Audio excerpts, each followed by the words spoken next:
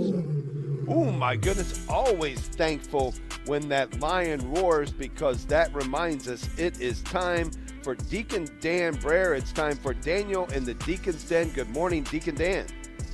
Good morning, Ron. Good morning, Dave, on this balmy 10-degree morning. Yeah, good morning to you. Deacon Dan, you know, we think about the modern diaconate, and it's not that far in front of us, or I mean, not that far behind us. We didn't start ordaining deacons again until, 60 years ago. And so I know you're still getting a lot of questions about what deacons do. Why do we have deacons? Tell us a little bit about what you're hearing from the folks out there. I get those kind of questions all the time, and I think a lot of it is, you know, we're ministering to a generation who didn't have deacons when they were growing up, you know, and so they don't really understand what we do. And kind of a real common misconception about that is that the Second Vatican Council invented the order of deacon, you know, and that's not true. There were deacons back in the first century. It's just that they kind of, the idea of a permanent deacon went away for several hundred years and then was restored by the Second Vatican Council. So the diaconate never actually went away, if you will. But a common question that I get is, because the most public thing that a deacon does is to assist at Mass.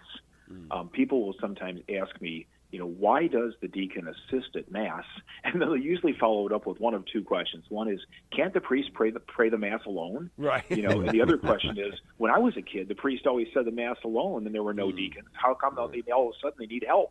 You know, and so I think one of the things that spurs that question is that whenever we hear the term assist, you know, that word implies somebody needs help. You know, I'm going to assist you to do this, and you won't be able to do it without my help. You need assistance, and that's not what we mean by the word assist at Mass. It kind of makes me think about when you buy a piece of solder furniture, and it always says you'll need a screwdriver and a friend. You know, like, you ever do that? You know, my dad will call me and say, I need a friend, you know. But that's not what we're talking about here. It's not that you can't pray the Mass alone. It's that the deacon is symbolically assisting at Mass. So a little bit of history here. First, we got to consider that the role of a deacon in general in the early church was different from what it is today. So when the first 7 deacons were ordained, and we read about this in the Acts of the Apostles, and St. Stephen was the first one, there were not even priests yet. So the 12 apostles were bishops, and they needed help with their ministry, and they ordained men to help them with their ministry. So there were bishops and there were deacons to assist them. And so the deacons were helping to carry out the pastoral ministry of the bishops. And so the deacon was identified as what we would call an icon of Christ the servant. So he was ordained to be a servant to help these bishops. And so whatever it is that they needed, whether it was baptizing children or marrying couples or taking food to the poor, serving the widows, providing counseling, preaching, whatever they could do to help out, they were being a servant to the bishop. So when you think about it at that role, all week long as a deacon in my parish at St. Thomas More, I am assisting my pastor with his ministry. So I'm directing the OCIA process. I'm running book studies. I'm coordinating visits to nursing homes and the homebound. I'm providing spiritual direction to our students and our parishioners. I'm preparing couples for marriage and baptism. I'm performing weddings, baptisms, preaching at Mass. I'm doing all these kinds of things all week long. And what I'm doing is taking those tasks off of the pastor's list. Not because the pastor's a lazy guy, because he's not. I take it off of his list because he's got 1,000 other things he needs to do, because his role is not servant as much as it is sanctifier. So he's the one who is praying the Mass, and he's preaching, and he's hearing confessions. He's at the hospitals anointing the sick. So he's doing all of that sanctifying while I'm doing the back-end servant work back in the parish. So once you recognize that, think about when a deacon assists a priest at Mass, the assistance is symbolic of all the ministry that he's been performing in the parish all week long. So one example of this to me is when our students at the university go home during the summer, My ministry load is really low during the summer without them there because they make up the bulk of our parish. And sometimes I almost feel funny assisting at Mass because I don't feel like I have deserved the privilege of being able to assist because I haven't been assisting much in the parish all week long. So that assisting at Mass is symbolic. And so if we look at what the deacon does at Mass, think about this the next time that you watch the deacon at Mass. You'll see how the symbolism plays out. So the deacon is always at the right side of the presider at Mass. So in parish ministry, I'm assisting as a right-hand man all week long, and I demonstrate that at Mass. So when we go up to venerate, kiss the altar, I'm standing at the right of the priest. When I sit in the chair, my chair is to the right of the priest. I stand and kneel to the right of the priest during the Eucharistic prayer. I distribute Holy Communion standing to the right side of the priest.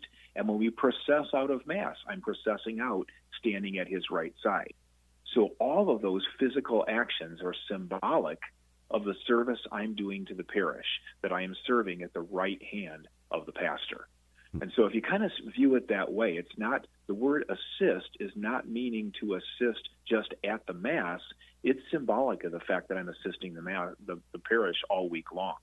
And so to me, one of the greatest symbols is when the bishop celebrates a Mass and there's priests there who concelebrate and deacons who are assisting.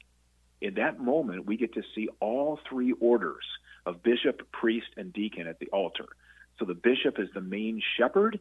The priests are assisting him by pastoring the local parishes, and the deacons are assisting both the pastors and our bishop by serving in those parishes. So does a priest need the deacon to pray the Mass? No. Can he pray a Mass alone? Certainly he can, but that's not the point. The idea is that the parish gets a visual reminder that the deacon is serving the parish all week long by assisting that priest, and we symbolize that by our assisting or serving at Mass. And despite all that you're doing, I mean, you're also leading the deacons in formation and teaching them and really kind of setting the curriculum, if you will. So I don't know when you sleep, but obviously you're assisting not only your pastor, but also those that are aspirants, so to speak, those who are in formation. I have a special role there, and I'm very grateful from the fact that I was able to retire from my full-time teaching position. I taught at the university at Bowling Green for over 30 years. And to be able to retire from that position and not retire from teaching, but to retire into a position where I could serve the diocese. And it gives me a special grace and blessing to be able to work with the men coming into the diaconate as well as those who are already ordained to provide their pastoral care for those deacons and their families. So it's a beautiful opportunity to serve both at the parish level and then to step out and fly the plane at 30,000 feet and serve at the diocesan level, trying to help those deacons to be able to help their pastors in the big picture. Unless some of our listeners think that we didn't have deacons from apostolic times all the way to Second Vatican Council, we know some pretty popular ones along the way. St. Francis of Assisi himself was a deacon. When was that suppressed? When did it go away in the Catholic Church before it was re-engaged at the Second Vatican Council, Deacon Dan? Yeah, that's a great question, Dave. And we don't historically have an exact date. We know that it was sometime during the Middle Ages. And what was happening was, so you take kind of this somewhere between, say, the 1000, 1200-ish until the Protestant Reformation, sometime during there were a lot of priests. And you know what's weird about it is if you have a lot of priests, right, you have less of a need for deacons, right? Because the priests are doing the ministry. Mm-hmm. So the diaconate never completely went away because the idea of a transitional deacon, that a priest is always ordained a deacon before he's ordained a priest. And so the transitional diaconate never went away. But sometime during the Middle Ages, there was less of a need for permanent deacons. And so they were kind of just went to the wayside for several hundred years before the Second Vatican Council reinstituted the permanent. The only thing I would ask is I'm just asking the church not to make any change in rules in the next 4.5 years because I'm in the program and I'd like to get through it. Absolutely.